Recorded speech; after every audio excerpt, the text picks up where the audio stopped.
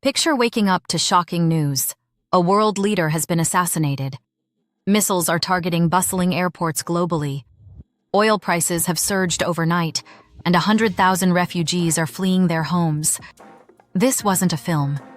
It occurred on February 28, 2026. Within 24 hours, the United States and Israel executed approximately 900 strikes on Iran, changing the world irrevocably. Here's the complete narrative. To grasp the reasons behind this war, one must revisit nearly 50 years of history.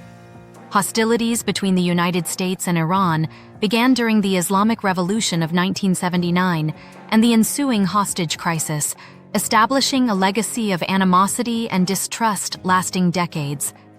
For 47 years, these nations circled each other, imposing sanctions and engaging in proxy wars, often approaching direct conflict, but always retreating.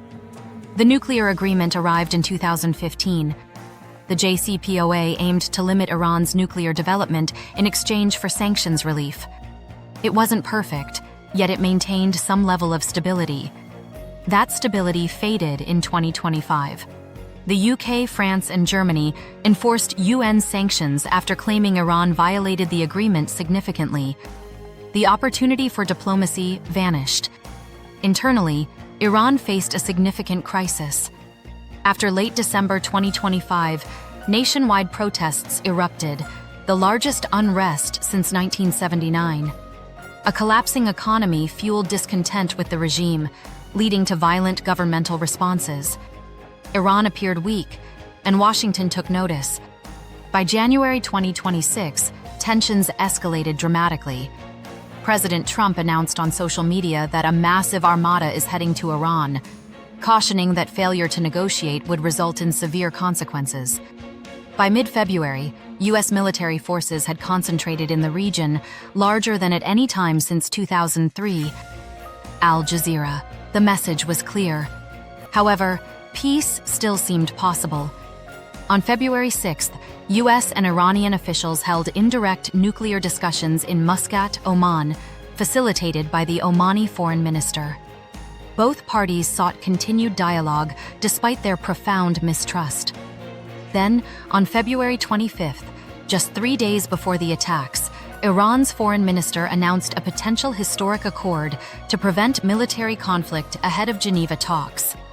This wasn't sufficient. During his State of the Union on February 24th, Trump accused Iran of reviving nuclear weapon aspirations and developing missiles threatening Europe and U.S. interests abroad. The discussions disintegrated. The decision was made February 28, 2026. Before dawn, in a joint operation named Operation Epic Fury, the United States and Israel targeted Iran, hitting nuclear facilities, missile systems, air defenses, military structures, and regime leadership. The opening strikes killed Supreme Leader Ali Khamenei, leaving Iranians in a complex state of relief, disbelief, and fear. These strikes targeted more than just military locations. The most shocking attack came with the bombing of a girls' school in Minab, where over 170 lives were lost, primarily children. Images circulated worldwide within hours, sparking immediate international outrage. But the assaults continued. By this stage, the U.S. military had destroyed 19 Iranian ships, 1 submarine, and almost 2,000 targets. Washington proclaimed its aim was to induce regime change, ending Iran's nuclear pursuits and fostering a renewed Middle East. However, Iran had different intentions. Iran did not crumble, but retaliated fiercely. Within 48 hours of the initial strikes, Hezbollah began firing rockets at Israel, triggered by Khamenei's death. Wikipedia. Iran unleashed a barrage of missiles and drones across the region, targeting Israel and U.S. military installations in Bahrain, Jordan, Kuwait, Qatar, Saudi Arabia, and the UAE. Even Dubai, a symbol of Gulf affluence, suffered. Its airport was impacted by drone attacks, stranding countless travelers. Simultaneously, explosions echoed across Dubai, Abu Dhabi, and Doha. Missiles were intercepted above some of the world's iconic skylines. A British military base in Cyprus faced assault. A missile crossed into Turkish airspace, alerting NATO's defense systems. An Israeli F-35 shot down an Iranian fighter jet over Tehran, marking the first instance of a stealth jet downing a manned aircraft in battle. By the week's end, U.S. and Israeli actions had resulted in over 1,300 Iranian casualties.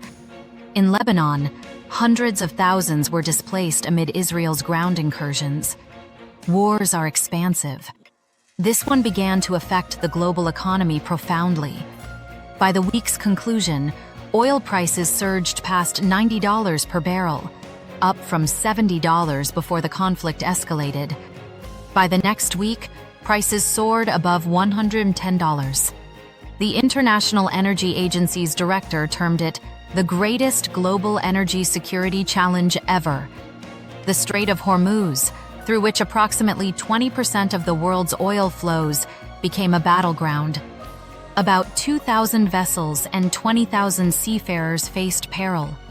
Europe, already struggling with only 30% gas reserves, saw Dutch gas prices nearly double, over $60 per megawatt hour. Qatar's energy minister cautioned that continued war might lead Gulf producers to cease exports entirely, a scenario that could devastate global economies. Traffic in the Suez Canal, a vital shipping channel, plummeted, costing Egypt an estimated $10 billion in losses, according to the World Bank. Bangladesh closed universities early. Pakistan and the Philippines instituted 4-day work weeks to conserve energy. Stock markets globally experienced declines. A war in the Middle East has become a global issue. As of March 30, 2026, the conflict has lasted a month. The situation remains precarious. Diplomacy is ongoing, yet fighting continues.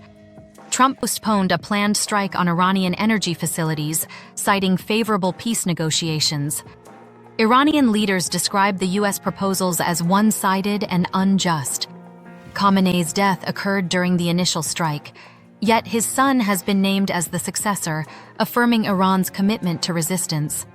Experts indicate the last 28 days have reshaped political, security, and economic landscapes.